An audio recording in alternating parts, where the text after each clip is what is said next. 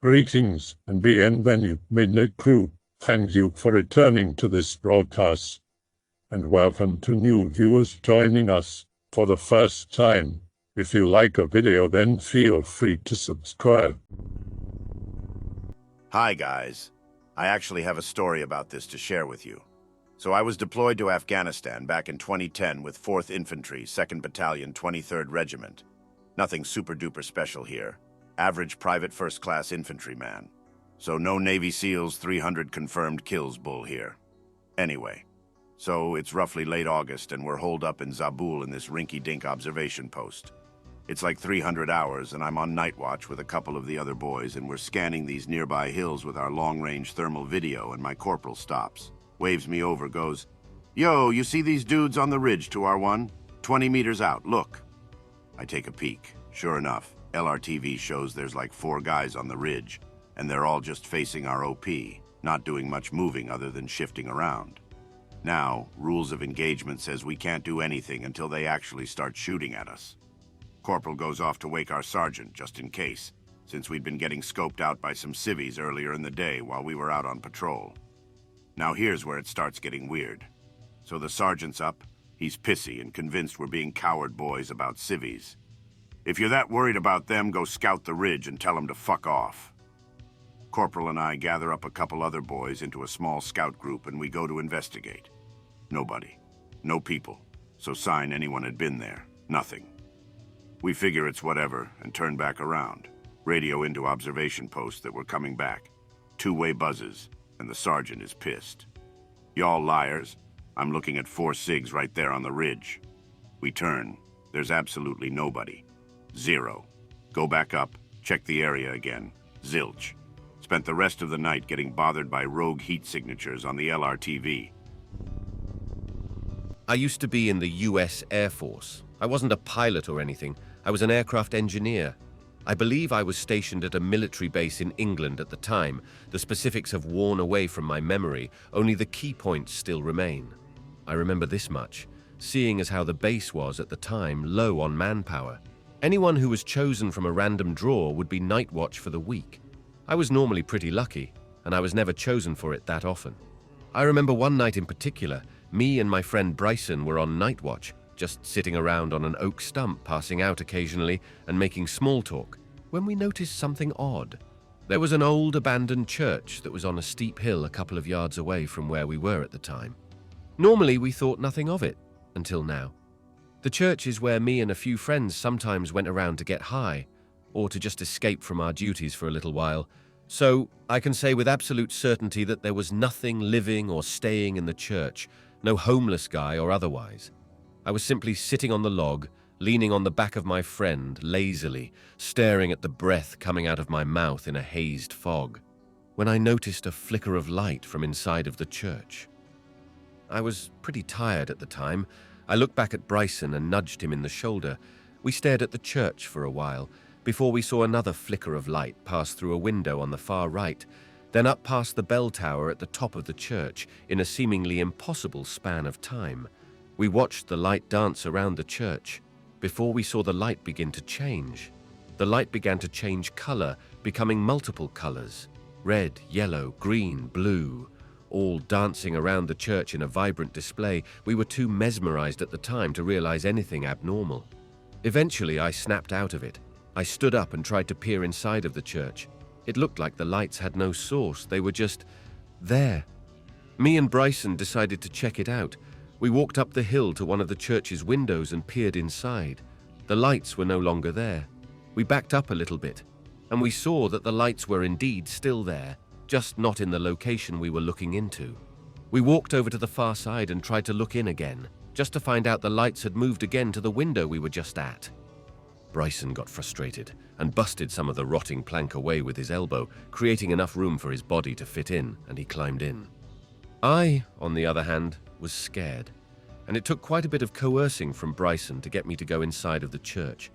We decided to split up and to go to opposite sides of the church, so at least one of us would get to see the lights up close. Bryson went up the wooden ladder up to the bell tower, while I walked around the lower floor and tried constantly not to go insane, knowing full well if we were caught off duty we'd be screwed.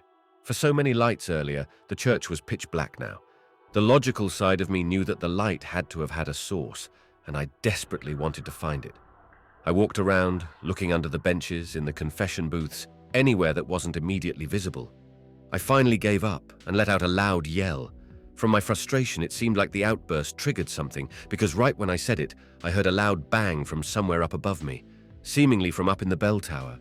But Bryson was in the bell tower, so maybe he just stubbed his toe in the darkness or something. That's what I thought at first. That was until I looked up above me, and I saw streaks of red light shining from the crevices between the wooden planks on the roof. Excitement washed over me. I thought maybe Bryson was seeing something up there. I wanted to see it too, so I ran over to the ladder and scrambled up into the bell tower. Now, the visual distortion from outside of the church must have been immense, because the bell tower was much more spacious than I had originally thought. I looked around, but I didn't see Bryson anywhere. The light was also nowhere to be seen. Disappointment and confusion came to me in waves. Where was Bryson? What happened to the light? I walked over to the window on the far side of the tower and looked out towards the base. Down below me, right above the oak stump where me and Bryson had sat only 6 minutes earlier, was a ball of red light hanging there ominously before turning and hovering into the tree line a short distance away. I let out a grunt of stress, and I ran down the wooden ladder to exit the church. My concern for Bryson was overtaken by my curiosity. My first priority was following that light once more. I ran past the oak stump and into the tree line where I had thought I'd witnessed the light going. I pushed my way past the bramble and looming branches, only catching small glances of the light at a time. I must have run for around 30 minutes, because it had become well past midnight before I finally came to a stop outside of a large tree. I had seen the light smash into this tree, not hover and avoid it like it had done to several other trees. I lowered my run to a jog and looked around my surroundings. I looked around the tree, up, down, and through the small crevices in the bark. The light had up and vanished. Nearby, I heard a slight whimpering noise, barely audible. However, it was apparent nonetheless. I followed the sound until I came upon a sight that made my jaw hang open in shock and horror. Bryson was laying on a pile of dead leaves, his eyes wide open, trembling immensely. He let out a scream when I appeared, but calmed down a tad when he realized who it was. He never did talk to me about what he experienced or what happened to him, but he was discharged due to mental trauma about a week later. That wasn't the last time I was put on night watch, but ever since then I could see a lingering red light hanging, this time steadily, inside the bell tower. There was one thing that was off about the light. The light had now held a certain shadow in it, the shape of a male. I watched him ever since then walk around the church, his hands folded behind his back in contemplation. At times, if I listened hard enough, I could hear something akin to laughter from an unidentified location, a deep, evil laughter. I was also discharged due to mental trauma 2 months later. Ever since I was discharged, flashes of this memory have come in and out of my mind, chilling me, making me paranoid. I even sometimes see lights from the corner of my vision, vaguely similar. I never did go back to that church, but I hear Bryson did. We never really spoke since the incident. He had become socially inept, unable to talk to others. Whenever we tried to, he'd ramble on about some sort of unseen evil. All I know is that he went back to England. I was also told that he had passed away about 5 months ago. I still hear the laughter, almost as if it's taunting me, playing around with me. A deep-rooted fear that's only expanded and grown over the years. I still hear it now. Ha, ha, ha. When I was a young lad back in 1989, my uncle, who was dishonorable discharged from the military, told me a story. He said the military had special equipment that allowed him to see spirits. He was very religious, so I am guessing that is how his memory processed what he saw. At the time, he managed to try them on back when he was on warehouse duty. He was in charge of keeping watch on the area where all the guns and explosives are stored. There was a box, the description made me think of pick-related, that did not have a lock on it, and all the soldiers from the previous shift were all talking about it. They told him, when you are alone on night watch, try them on and tell us what you see. He did, and he mentioned that at first they were just normal night vision. Everything looked clear but with a red tint, After playing with them, he started to notice things that would show up and would not be there when he took them off. He described what he saw as shadows with no one casting them. Just the shadow on the wall and floor moving around as if there was an invisible man casting a shadow. The shadows would move around as if they were people doing random things. He put the goggles back in the box and refused to talk about it to the other soldiers. He mentioned that the box eventually was moved to another location, along with expired equipment that was on its way to be destroyed. When I was in the Coast Guard years ago, I had a strange experience on the mid-watch, midnight to 4 a.m.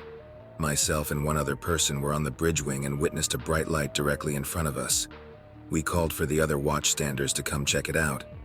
Soon after, it immediately moves to our starboard side in about 3 seconds, then moves to our port side in twice the time before fading into the darkness. We were all shocked and immediately woke up our operations boss to tell him what we all saw.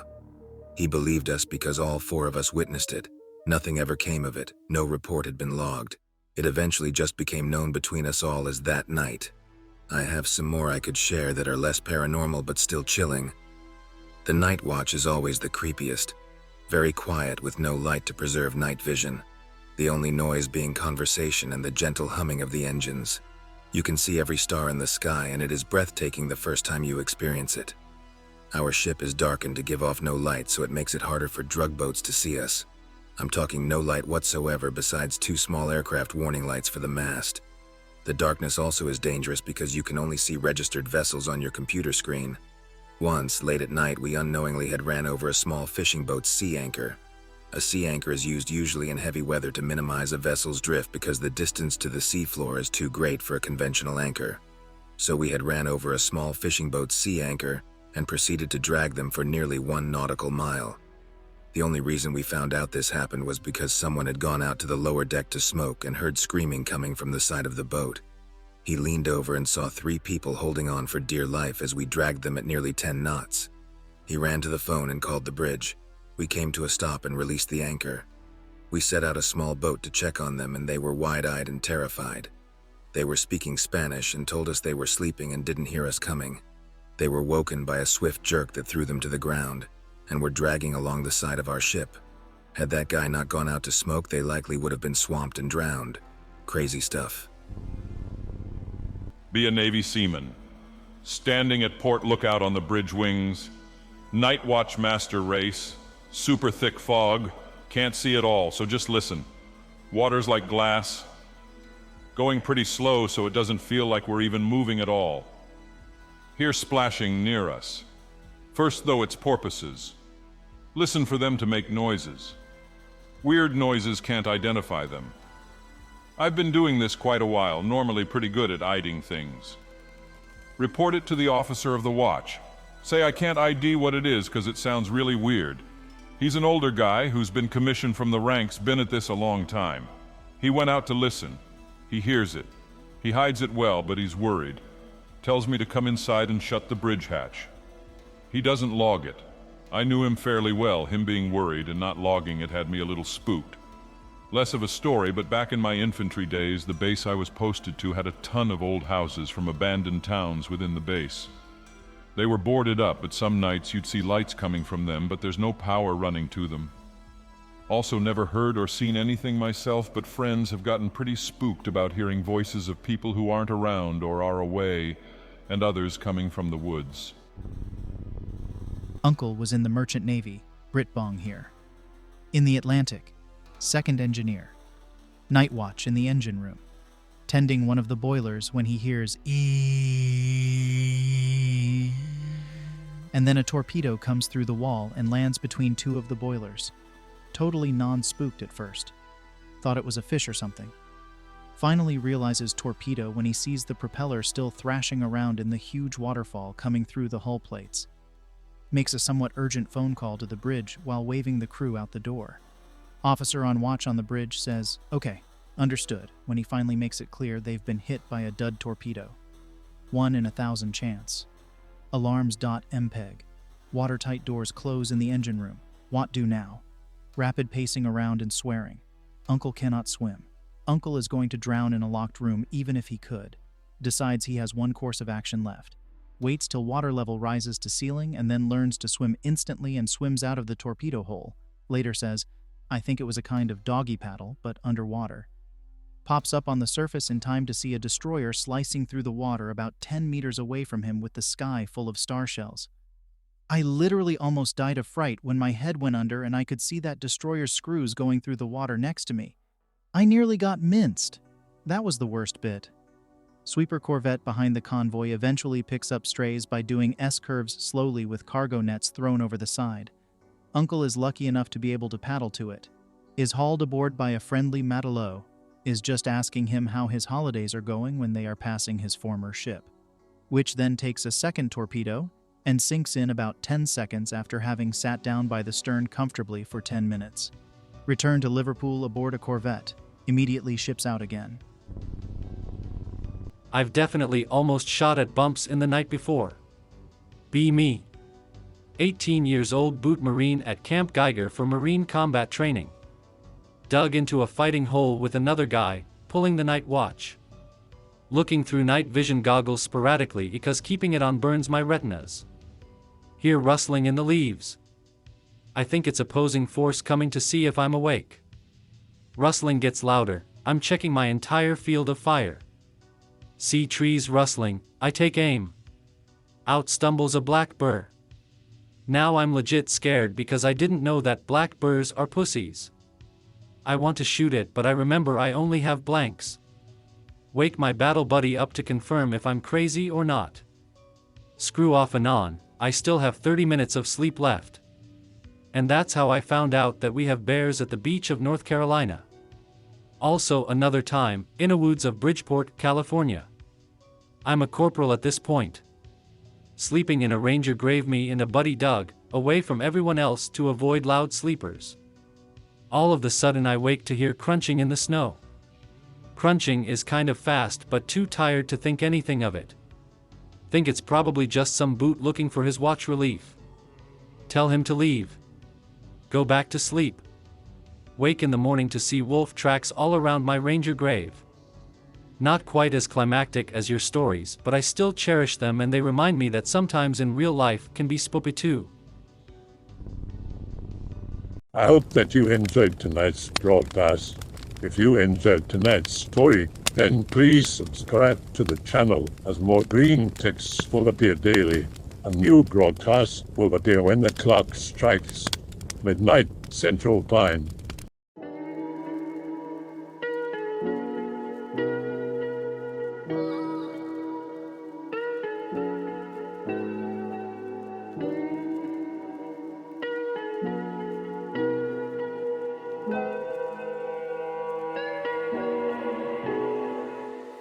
Remember to check out the Odyssey page in the description for a second archive of the channel's videos. There's also a Rumble archive as a backup.